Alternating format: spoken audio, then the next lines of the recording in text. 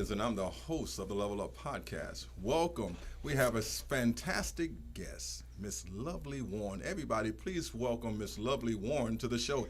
Hi. Well, how are you? I'm good. How are you? I'm doing great. It's great to have you on this fabulous podcast. I must say it's fabulous because I'm doing it, right? Yes. Well, it's great to have you. So how have things been going? It's going great. I just got married, so I got married probably a month and a half ago. Yes. So, again, I should say, and my daughter's doing well, and we're doing well, and my practice is going well. So, just looking up, looking towards the future. Well, that's great. I saw you at the HBCU Classic. What Oh was that yes. experience like? The city did a great job. Deputy chiefs did a phenomenal job that whole weekend putting on events for students. I had went over to East High to a football game, and the students had earlier that day experienced the colleges coming and talking to them and being on campus with them. And, going to the game, and my daughter and my nephew have volunteered to work with one of the programs there ready, and had a wonderful time. The game was phenomenal. The bands were phenomenal. The atmosphere was great. And so, it was just really positive energy, as my colleague on 11 Light podcast like to say, positive energy, positive vibes. Councilman Lightfoot, that's his signature. So that's how it felt. Really throughout the weekend and the air, and just people just seeing the number of generations and families that was there was wonderful. Well, you know what? I told Deputy Chief Steve, I said, man, check this out. I've never been to an HBCU college, right? I said, I'm going to be the oldest cat on campus now. I'm about to go back to school. Wonderful. But I was Great. just kidding. That's not happening. See how you pulling my leg? But the experience was so great that if I were to go back to school, I would definitely go back to an HBCU because it was a wonderful experience. I don't know if you know my story. I never went to college. Okay. I dropped out of high school. Got kicked out of high school. So I never had those experiences. So to experience that at my age was so wonderful to see us come together collectively as a unit and have so much fun. I talked to some alumni when I was there, and it was pretty good. I mentor a young man who was 14. My son came as well. And they want to go to an HBCU. Yes, so it was a fantastic experience. Exposure is everything, yes, right? So, exposure is everything. My nephew currently attends Howard University. My sister and her husband are both Howard University alum. My husband went to Virginia Union, and so HBCU is near and dear to my heart. Just because the people around me attended, and my cousin Tasha as well. And so it's a valuable experience, and it's one like no other. As I hear from those people that had the opportunity to do so. I attended school in New York City, so I went to John Jay College of Criminal Justice, and had the city girl experience and that life, and then went on to Albany Law. But I think that one of the things that is so powerful about what happened that weekend is about exposure. That there's a life outside of the four walls of your block, the four walls of your house, and you can aspire and dream to be more and to do more. And that's so I'm excited to hear what your young folks that you mentor and that you're a part of their lives, and your son, what they felt that weekend. Well, let's talk, because I like to take little segments out of conversation. You talked about your dream, living your dream. What was your dream growing up, and how did you make it come to fruition? So my dream was, of course, to be a lawyer. I mean, that's a story that many people know. Since the second grade, my grandfather, Cecil McCleary Sr., was shot while working as a security guard. And, I wanted, justice for him at that point in time, and he survived. But my dream was to be a lawyer, regardless of whatever challenges and ups and downs life and curveballs life threw me. That was my dream, and so that was the dream that I accomplished. Okay, so let's talk about it a little bit. Was it easy? No. So talk to us about some of the rough spots, what it was like trying to pursue a dream, dealing with these obstacles. You don't have to go into all the obstacles, but maybe a couple. By, for one, being a black person, a black woman pursuing a white man's dream. Yeah. So what was that like? So I wouldn't classify it as necessarily a white man's dream. It, to me, I never was limited, right? I was told by my family and by everybody that loved me that you can be whatever it is that you want to be, right? You want to be a lawyer, you want to be a doctor, you want to be mayor, you want whatever it is that you want to do. Don't let anything stand in your way from accomplishing that and doing that. However, it wasn't easy, right? So, I grew up in the inner city of Rochester. Although, I came from a middle class family for most of my life, there were challenges. My dad had challenges. There were household challenges, with my mother and my father. They ended up separating. I was, living those ups and downs, looking for love in all the wrong places, and, going away to school. I first went to Buffalo State, and I had a boyfriend that was from Rochester that would come up there, and I found myself being lost in that, right? And not doing what I needed to do in order to accomplish my dream. And I thank God for my roommate at the time, who was from New York City, from the New York City area, Kawana. And she said, well, you want to be a lawyer. Why are you here? Like, well, this isn't the school for you. You need to go to the School of Criminal Justice. And I looked into it, and I transferred, and it was the best decision, one of the best decisions I made in my life. And her and I are still friends to this day, because, she really said, you gotta go. If you really want to do this, you have to go. And I listened, and I find myself at those crossroads, and having people that have steered me, they steered me in the right direction. Well, you know what, ladies and gentlemen, I'm listening to Miss Lovely Warren talk about her life, but I want to applaud her for being very transparent, because you didn't have to be that transparent. And that's what the Level Up podcast is about, being your authentic self, being transparent, and letting people know that if I can do it, you can do it as well. I have to commend you on that, because that really touched me, what you just said. And you almost made me cry, and I don't cry too much. So. But that's what it's all about. And I think that's why you're such a magnet to the community, because of your authenticity. And I love that. Keep up the great work. I want to also share with you, my daughter just got married Saturday. I congratulate you on your wedding. Yes, I did see some of the pictures on Facebook. Beautiful bride. Yes. My baby got married, and I cried. I normally don't cry, so if a woman can get me to cry, that means that she's doing something. So you did something, you always made me cry. So, but let's digress just a little bit. You went to, I called it West High School, because, see, I'm 60 years old. So when I was going to school, it was West. But when you were going, it was called Wilson Magnet, it's still right? Wilson, yes. See, she says it's still Wilson. I still call it West. But what was that experience like, going to that school?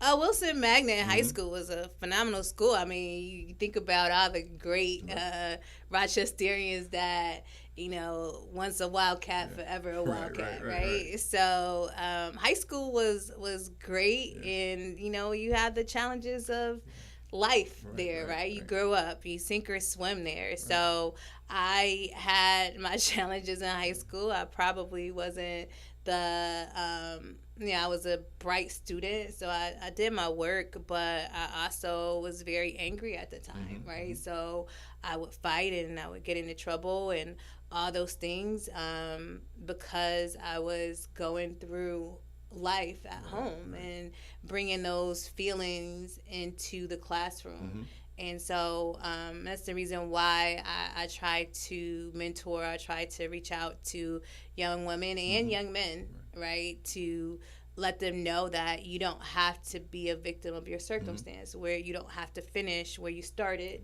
There is life beyond what you're experiencing at that moment. And my dad used to, he had this despite the challenges, he had this poem that was on the wall that he was like, I want you to read this every day.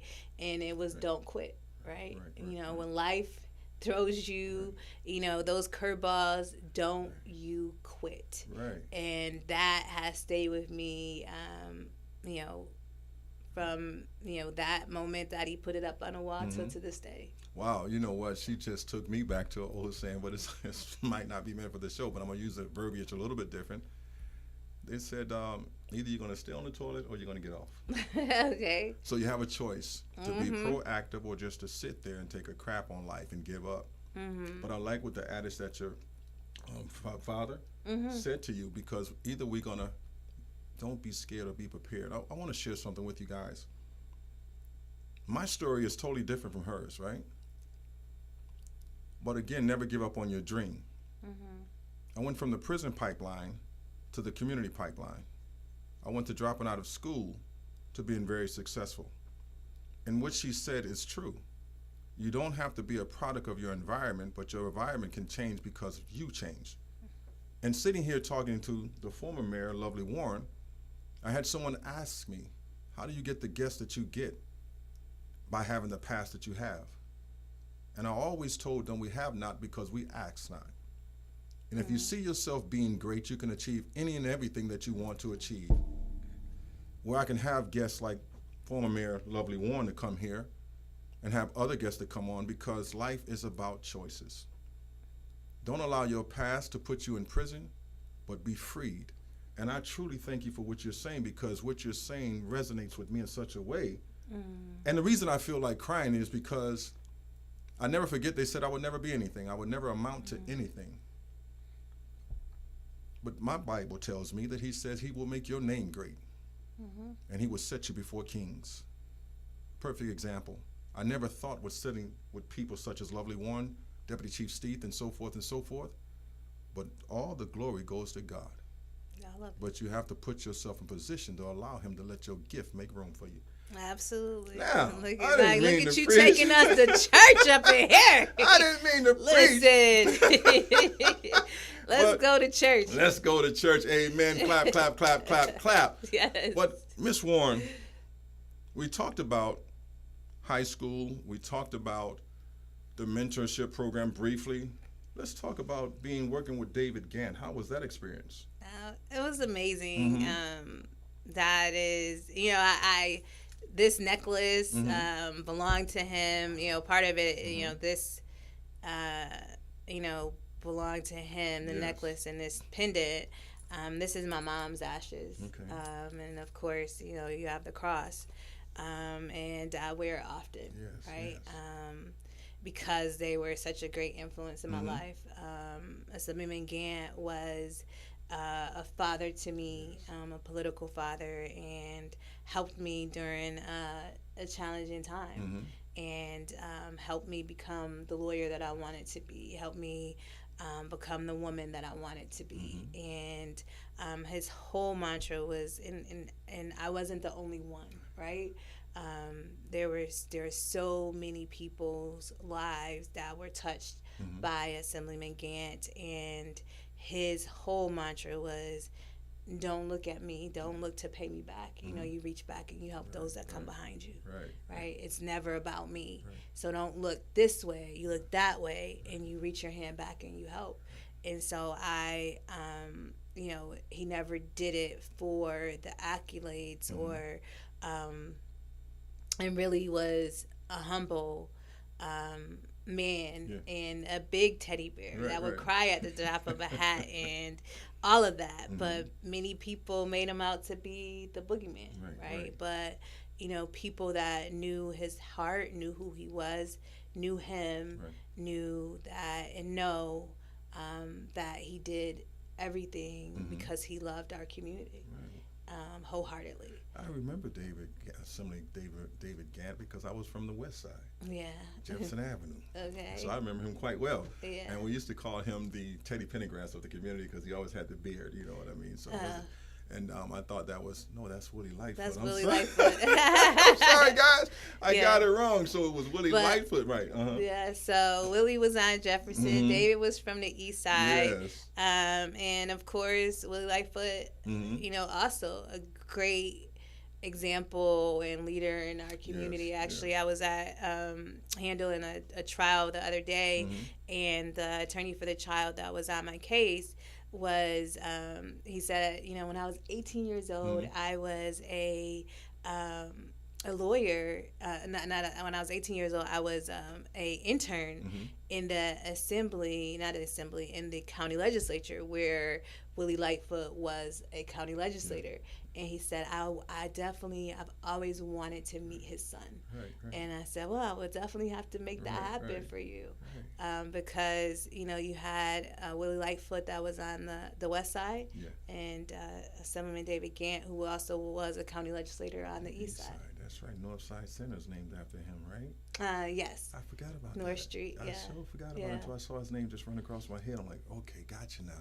So let's talk about this. We're almost done. 5 more minutes, I promise you. Guys, 5 minutes, just give me 5. Let's talk about how can we encourage those that are looking for some hope, but don't see that hope. How could you encourage them, those viewers out there, 14, 15, maybe 30 or 40, whatever the age may be, that needs to see hope? Yeah. Hope is something that you get from deep within, right? My story played out in front of the masses, right? And, there is, my grandmother used to say that, you have to be able to tie a knot on a thin thread of hope, right? And so my faith is where I gather hope from. And I tell my daughter that sometimes your faith is all you have, right? And so when you feel like giving up, you remember what you learn in church and what you learn in the Bible, and that, no soldier of God's ever goes through life without being tested, without being spared, right? And, many have lost their life because of it. And so you have to know that part of living is going through some things, but you can't stop. You have to recognize that there's light at the end of the tunnel, and that storms don't last always. And if you can get through the storm, and how you get through the storm is 1 foot at a time. And sometimes it's 1 second at a time, and 1 minute at a time, and 1 hour at a time, and 1 day at a time. And even then, you might feel like, I can't do this, but you can, because God has put everything within us to be able to survive anything that is put in our path. And even though it's hard, even though sometimes you might want to give up, and you might think like, this is, I don't know which way I'm going. At those times, you just get on your knees.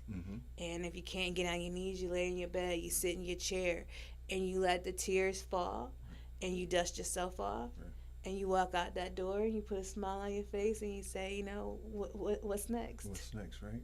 I'm sitting here, man. I'm telling you, but she should be the host, because she's doing her thing over here on the Level Up Podcast. I enjoy what you said. I can go on and on with a lot of questions, because a lot of things that you have said about family structure, about family as being important, about community partners being important, role models being important, mentorship part of your life is very important.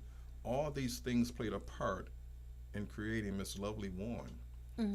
And that's a beautiful thing, because you have to take pieces from every situation and make it fit your program, right? And that's wonderful. Miss Lovely Warren, thank you for coming to the podcast, but we also need to know, how can people get in contact with you if you have those addresses available, as far as your business go, as far as your firm, your law firm go, and things like that? Yeah, so you can find me on the web, www.lovelywarrenlaw.com.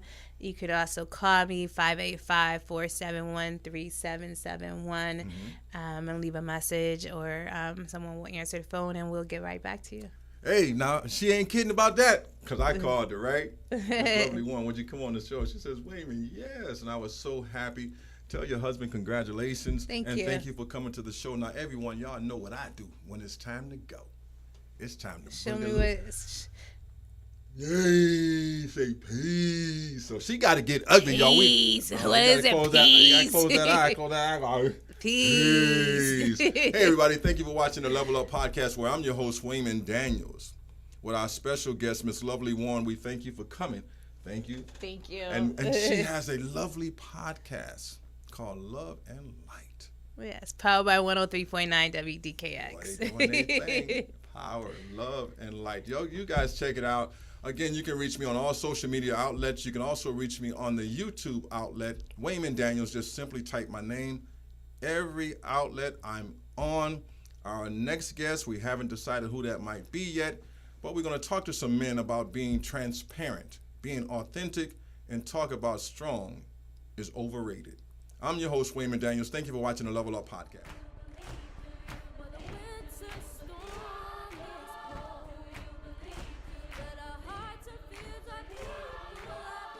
We want to give a special thanks to Mrs. Lovely Warren. Thanks to Deputy Chief Stith. Thanks to all of our servicemen and women. Thanks to our sponsors, Open Mic Communication, partnerships with Rise Up Rochester. Please subscribe to our YouTube channel. Donations are welcome as well.